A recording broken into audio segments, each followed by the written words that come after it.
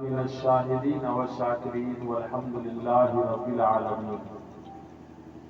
باوقار سامعین کرام، آئیے ہم اور آپ عقیدت و محبت کے ساتھ جی لگا کر اپنے پیارے آقا کی بارگاہ اقدس میں بآواز بلند درود و سلام کا نذرانہ پیش کریں۔ پڑھیں اللہم صلی علی سیدنا و مولانا محمد معدن الجود والکرم وعلى آلہ واصحابہ وازواجہ واہل بیتہ وعشیرتہ اجمعین وبارک وسلم صلاۃ دائمۃ بدوام الملک الحی القیوم۔ قابل مبارکباد ہیں آپ تمامی حضرات کہ آج ذکر شہادت امام حسین کی محفل میں بیٹھنے کی سعادت حاصل کر رہے ہیں۔ اللہ تعالی ہم سب کی حاضری کو قبول فرمائے اور اس محفل کو ہم سب کے لیے بخشش کا ذریعہ بنائے۔ ابھی آپ حضرات نے مجھ سے پیشتر تقریر بھی سماعت کی، نعتیہ کلام اور منقبت کے اشعار بھی آپ حضرات نے سماعت کیے۔ کچھ دیر کے لیے میں بھی آپ کی خدمت میں حاضر ہوں۔ چند باتیں ہیں آپ حضرات کو گوش گزار کرنا چاہتا ہوں، آپ سماعت کر لیں۔ اپنے امام و خطیب سے آپ حضرات واقعات کربلا کے سلسلے میں بہت کچھ سماعت کر چکے ہوں گے، اور جو باقی ہے وہ انشاءاللہ آپ سماعت کرتے رہیں گے۔ کچھ خاص باتیں جس کے تعلق سے بہت تیزی کے ساتھ لوگوں میں بے چینی پیدا ہو رہی ہے اور بھولے بھالے مسلمانوں کو بڑی سنجیدگی کے ساتھ بہلانے پھسلانے کا کام کیا جا رہا ہے، وہ باتیں آپ کے بیچ رکھنے کی سعادت حاصل کر رہا ہوں۔ واقعات کربلا سے متعلق بہت ساری تقریریں آپ حضرات سماعت کرتے ہیں اور کرتے رہیں گے انشاءاللہ، اور جب تک زندہ رہیں گے کرتے ہی رہنا ہوگا۔ امام حسین رضی اللہ تعالی عنہ کی شہادت اور ان کے جانثاروں کی شہادت جس مقصد کے پیش نظر ہوئی ہے، وہ مقصد بھی آج انشاءاللہ ہم آپ حضرات کے بیچ رکھنا چاہیں گے۔ لیکن سب سے پہلی بات ایک یہ عرض کرنا چاہتے ہیں، آج کل شیعیت بڑی تیزی کے ساتھ سنیوں میں پھیلتی چلی جا رہی ہے، اور اس کے شکار ہمارے سنی صحیح العقیدہ مسلمان بھائی لوگ بھی ہو رہے ہیں۔ چونکہ یہ ایک ایسی چیز ہے کہ جس میں کسی حد کو متعین کرنا بڑا مشکل مرحلہ ہوتا ہے، اور اچھے خاصے پڑھے لکھے لوگ بھی حد متعین نہیں کر پاتے ہیں، اور اس کی وجہ سے کبھی کبھی حد سے باہر نکل جاتے ہیں، اور اس کی وجہ سے بہت بڑا مسئلہ کھڑا ہو جاتا ہے۔ مثال کے طور پر سنیوں کو بڑی سنجیدگی سے سمجھایا جاتا ہے کہ امام حسین رضی اللہ تعالی عنہ کو شہید کروانے والا یزید، اور یزید کو خلافت کی کرسی پر بٹھانے والے حضرت امیر معاویہ۔ باپ نے بیٹے کو کرسی دے دیا، اور بیٹا کرسی پر بیٹھتے ہی اس نے کیا کیا، حضرت امام حسین اور ان کے گھر والوں کو بڑی ہی ظالمانہ انداز میں شہید کر دیا۔ تو بیٹا کے ساتھ ساتھ باپ بھی اس کا مجرم ہوا۔ تو لوگوں کو بڑی آسانی سے بات سمجھ میں آ جاتی ہے کہ ہاں بات تو ٹھیک ہی لگ رہی ہے، مان لیجئے باپ نے بٹھا دیا بیٹے کو کرسی پر، سارا پاور دے دیا، اس کو حکومت دے دیا، اور بیٹے نے وہ ساری شرارت کی، تو کہیں نہ کہیں باپ کو بھی اس میں کچھ نہ کچھ الزام جائے گا اور اس باپ کو بھی مجرم بنایا جائے گا، معاذ اللہ۔ یہ نظریہ بڑی تیزی کے ساتھ لوگوں میں پھیلایا جا رہا ہے اور پھیلتا جا رہا ہے۔ پڑھے لکھے لوگ، آج کی تازہ خبر میں آپ کو بتا رہا ہوں، ایک مولوی نے اتر پردیش میں تقریر کر دیا اور اس نے معاذ اللہ اوٹ پٹانگ کی گفتگو کر دی، جو بالکل ہندوستان لیول پر نہیں بلکہ ورلڈ لیول پر جانا جاتا ہے مقرر کی حیثیت سے۔ ایسے شخص نے اوٹ پٹانگ کی گفتگو کر دی۔ وجہ کیا ہے؟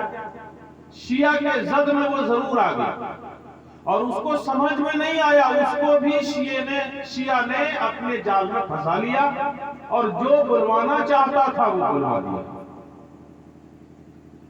حضرت امیر معاویہ رضی اللہ تعالی عنہ کا امام حسین کی شہادت سے کوئی تعلق نہیں ہے۔ جو بھی رشتہ جوڑنے کی کوشش کرتے ہیں وہ ایک بے گناہ صحابی کو زبردستی گنہگار بنانے کی کوشش کرتے ہیں، اور یہ الزام اتنا نازک ہے کہ اس کی وجہ سے مسلمان کا ایمان چلا جاتا ہے۔ اور یہ بات یہاں پہ میں آپ حضرات کو اس لیے سنا رہا ہوں کہ ابھی ہمارے علاقے میں، یہ علاقہ جو پورا ہے آپ کے کرما ٹاڑ کا علاقہ، پالوجوری کا علاقہ، مدھو پور کا علاقہ، اس علاقے میں ابھی پیری مریدی کا ایک دور چلا ہے۔ لوگ علماء سے رابطہ کم جوڑ رہے ہیں، پیروں سے رابطہ زیادہ جوڑ رہے ہیں، اور ان پیروں میں کچھ ایسے پیر آ رہے ہیں جو یہ خوراک بہت ہی لذیذ بنا کر کے لوگوں کو کھلا رہے ہیں اور اپنے مریدین کو سمجھا رہے ہیں، اور معاذ اللہ وہ مریدین گستاخیاں کر رہے ہیں۔ ایسے پیروں کے جال میں کبھی نہیں پھنسیے گا۔ میں آپ کو وہ مسئلہ بتا رہا ہوں۔ حضرت امیر معاویہ رضی اللہ تعالی عنہ نے اپنے وصال سے پہلے یزید کو خلافت کی کرسی دی، یہ حق ہے، صحیح بات ہے، اور یہ شریعت کے حساب سے ناجائز اور گناہ کام نہیں ہے۔ کوئی بھی باپ اپنے بیٹے کو اپنی جگہ پر بٹھا سکتا ہے۔ پیروں کو بھی آپ دیکھتے ہوں گے کہ جب کوئی پیر دنیا سے جانے لگتے ہیں تو اپنی ساری خلافت، ساری اجازتیں اپنے بیٹے کو دے کے چلے جاتے ہیں، اور باپ کی جگہ پر بیٹا ان کا مسند نشین ہو جاتا ہے۔ مثال کے طور پر حضور تاج الشریعہ علیہ رحمت و رضوان، جو ہمارے پورے ہندوستان میں جو پیران اعظام ہیں ان میں ایک نمبر کے پیر ہیں، وہ جب دنیا سے تشریف لے جانے لگے تو اس سے پہلے انہوں نے اپنے بیٹے، اپنے صاحبزادے کو ساری اجازتیں، خلافتیں دے دی، تو اب ان کا جانشین ان کا بیٹا بنا۔ اور اس طرح کی ہزاروں مثالیں ہیں۔ یہ عزو شرع کوئی ناجائز اور حرام کام نہیں ہے، یہ آپ اپنے بیٹے کو بھی دے سکتے ہیں۔ بیٹا اگر لائق نہیں ہے تو بیٹا کے علاوہ کسی کو دے سکتے ہیں، جیسا کہ حضرت ابوبکر صدیق نے اپنے بعد حضرت عمر فاروق کو منتخب کر دیا، حضرت عمر فاروق نے اپنے بعد حضرت عثمان غنی کو منتخب کر دیا۔ اس طریقے سے ایک صحابی دوسرے کو منتخب کرتے چلے آئے، یہ سلسلہ جاری تھا۔ تو امیر معاویہ رضی اللہ تعالیٰ عنہ نے بھی وہی کام کیا، اپنی جگہ پر اپنے بیٹے کو منتخب کر دیا۔ اب بات یہ آتی ہے کہ بیٹا اتنا برا آدمی جب تھا تو اس کو کیسے مسند دے دیا؟ تو تاریخ کی کتاب بتاتی ہے کہ یزید اپنے باپ کے سامنے یہ برائیاں کبھی نہیں کرتا تھا، بلکہ اپنے باپ کے سامنے نیک انسان بن کر کے رہتا تھا۔ حضرت امیر معاویہ اس کو جیسا سمجھ رہے تھے اسی حساب سے انہوں نے اس کو کرسی دے دی اور تخت سنبھالنے کا موقع دیا، اور ساتھ میں یہ وصیت بھی کیا کہ میں تمہیں مسند نشین کر کے جا رہا ہوں، مگر سنو اس کے اصل حقدار حضرت امام حسین ہی ہیں۔ اس کے اصل حقدار حضرت امام حسین ہی ہیں۔ اگر امام حسین نے مطالبہ کر دیا، چونکہ حضرت امیر معاویہ میں اور حضرت امام حسن میں پہلے ہی ایک قرارداد پاس ہوئی تھی، وہ قرارداد یہ تھی کہ ادھر حضرت امام حسن بن گئے امیر المومنین اور ادھر دمشق کی طرف حضرت امیر معاویہ بن گئے، تو اسلامی سلطنت دو حصوں میں بٹ گئی، ایک حضرت امام حسن کے ہاتھ میں اور ایک حصہ حضرت امیر معاویہ کے ہاتھ میں۔ امام حسن رضی اللہ تعالی عنہ نے حضرت امیر معاویہ کے پاس یہ پیغام بھیجا کہ میں کچھ شرطوں کے ساتھ استعفیٰ دینے کے لیے تیار ہوں اور پوری دنیا اسلام آپ کے ہاتھ میں کر دوں گا، مگر میری کچھ شرطیں ہوں گی۔ کہا کیا شرط ہے؟ تو حضرت امام حسن رضی اللہ تعالی عنہ نے، امام حسین کے بڑے بھائی نے یہ شرط لگائی تھی کہ جب آپ کا انتقال ہو جائے گا اس کے بعد میں خلیفہ بنوں گا۔ سمجھ میں بات آ گئی نا؟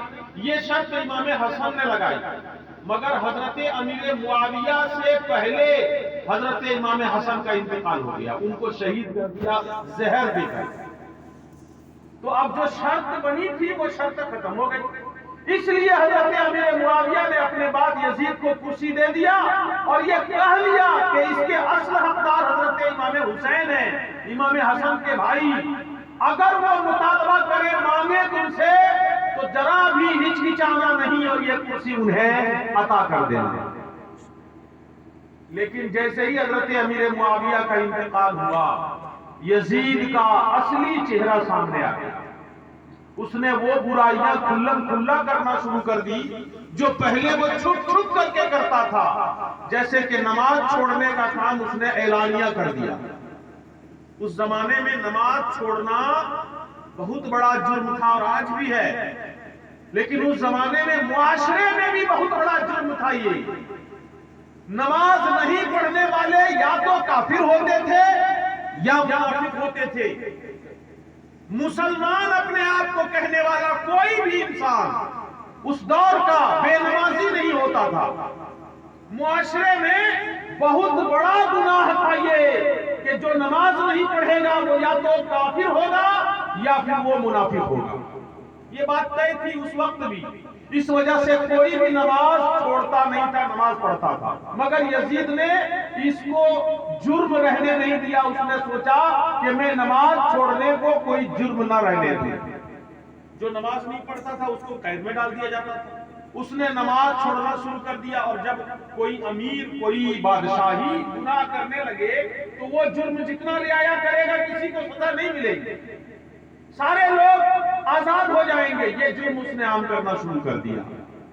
بہرحال تو حضرت امیر معاویہ رضی اللہ تعالیٰ عنہ کا حضرت امام حسین کی شہادت سے کوئی بھی تعلق نہیں ہے، یہ ذہن میں اچھی طرح رکھیں، اور یہ جانیں کہ حضرت امیر معاویہ صحابی رسول ہیں، اور صحابی رسول کا رتبہ اتنا بلند ہوتا ہے، اتنا بلند ہوتا ہے کہ حضرت عبداللہ ابن مبارک رضی اللہ تعالیٰ عنہ نے ان سے پوچھا، حضرت عبداللہ ابن مبارک سے پوچھا گیا عمر ابن عبدالعزیز کے بارے میں کہ بتائیے عمر ابن عبدالعزیز کا رتبہ بڑا ہے یا امیر معاویہ کا رتبہ بڑا ہے؟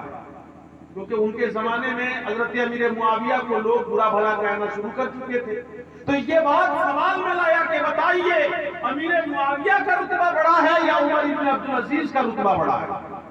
تو حضرت عبداللہ ابن مبارک جو حضرت امام اعظم کے بہت اچھے شاگرد ہیں، انہوں نے جواب دیا، کہا سنو، حضرت امیر معاویہ جس گھوڑے پر سوار ہو کر کے نبی پاک کے ساتھ جنگوں میں جایا کرتے تھے، گھوڑے کے قدموں کے نیچے سے جو گرد و غبار اٹھتے اور گھوڑے کی ناک پر بیٹھا کرتے تھے، عمر ابن عبدالعزیز اس گرد و غبار کے برابر بھی نہیں ہے۔ سبحان اللہ، ایک صحابی کا اتنا بڑا رتبہ کہ عمر ابن عبدالعزیز جیسی ذات بھی صحابی کے گھوڑے کی ناک پر بیٹھنے والے گرد و غبار کے برابر نہیں ہے، صحابی کے برابر ہونا تو دور کی بات ہے۔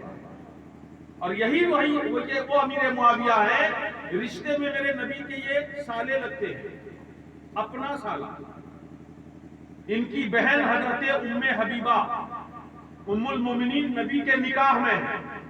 حضرت امیر معاویہ نبی کے سالے ہو گئے، اسی لیے پوری امت کے ان کو ماموں کہا جاتا ہے.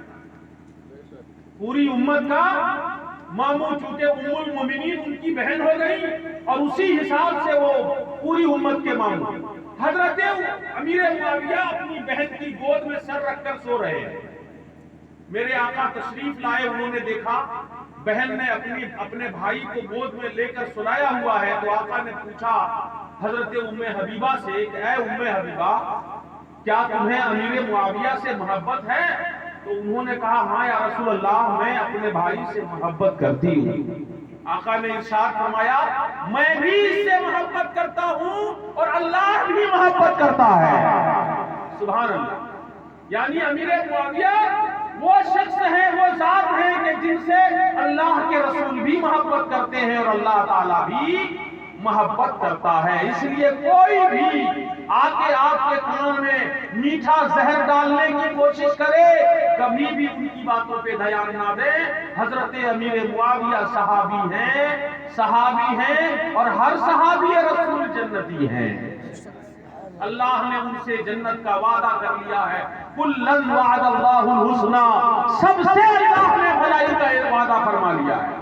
اور نبی نے یہاں تک فرما دیا ہے اصحابی کالنجوم بأیہم اقتدیتم اہتدیتم، میرے سارے صحابہ ستاروں کے مانند ہیں، جن کی اقتدا کر لو گے تم کامیاب ہو جاؤ گے.